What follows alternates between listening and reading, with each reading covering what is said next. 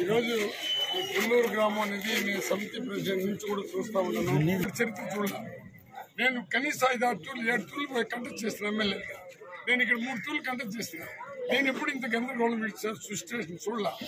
Indian ఇంత గలీజ్ అయింది. వాళ్ళు యాక్షన్ తీసుకోరు. నేను ఉంటాను, నేను మళ్ళీ వస్తా. ఆ ఊరు ఈ తూరి కానీ మిమ్మల్ని ఏమని అంటే నేనే వస్తా, ఊరి పైన పడతా, నా పైన కేసు కూడా పెడతా. ఏం కర్మ ఇది?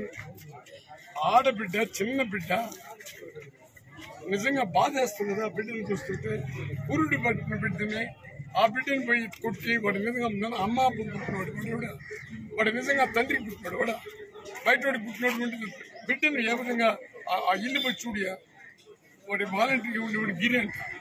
గిరి వాలంటీర్ ఉంటే రిజైన్ చేసినాడు. వాలంటీర్ వ్యవస్థ ఉంది, 144 సెక్షన్ ఉంటుంది. వాడు రావద్దన్నారు.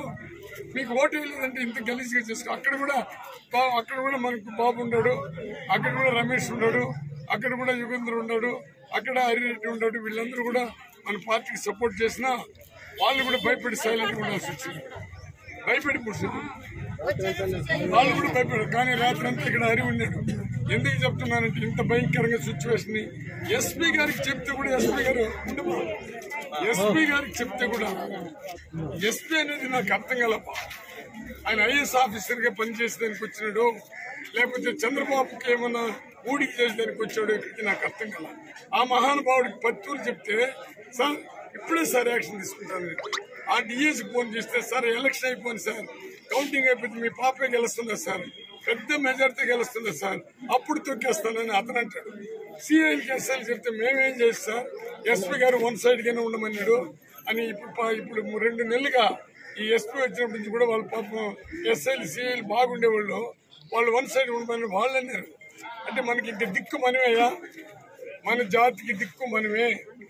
నేను చెప్తున్నాను, ఈ జాతిని ఎవరు ఉద్ధరించాల్సిన అవసరం, పోలీసు ప్రొటెక్షన్ మాకు అవసరం లేదు. నాకు శక్తి ఉంటే నేను ఈ జాతిని కాపాడుకునేదానికి, ఈ జాతికి మనమే లీడర్లు నిలబడదాము, మనమే సైనికులుగా నిలబడదాము. ఒక్కొక్క నా కొడుకుని ఏం చేయాలో చేస్తాము. ఆ పిచ్చి ముండా కొడుకు ఒకటి చేరినాడు, వాడికి రాజకీయ చరిత్ర తెలుసు.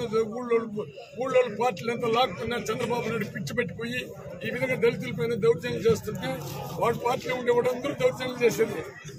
వాడు సింధమనేని ప్రభాకర్ ఎస్సీలు కొడితే ఏం మాట్లాడు, ఈ ఆదినారాయణ రెడ్డి ఎస్సీలు తిరిగితే ఏం మాట్లాడు, ఈ ప్రభాకర్ రెడ్డి ఎస్సీలు తిరిగితే ఏం మాట్లాడు. ఆయన భార్య కూడా భువనేశ్వరి కూడా మార్గోళ్ళు చెత్తకుప్పలు పుట్టే మాట్లాడు.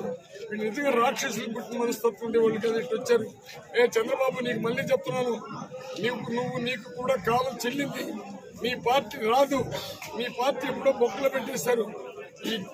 ఇతను ఈ విధంగా థామస్ అనేవాడు ఏటీఎం కార్డు ఇచ్చుంటాడు, ఎస్సీలకి ఏటీఎం కార్డు ఇచ్చి వాడు నిజంగా ఏం చదువుకున్నాడు, వాడు ఏం డాక్టర్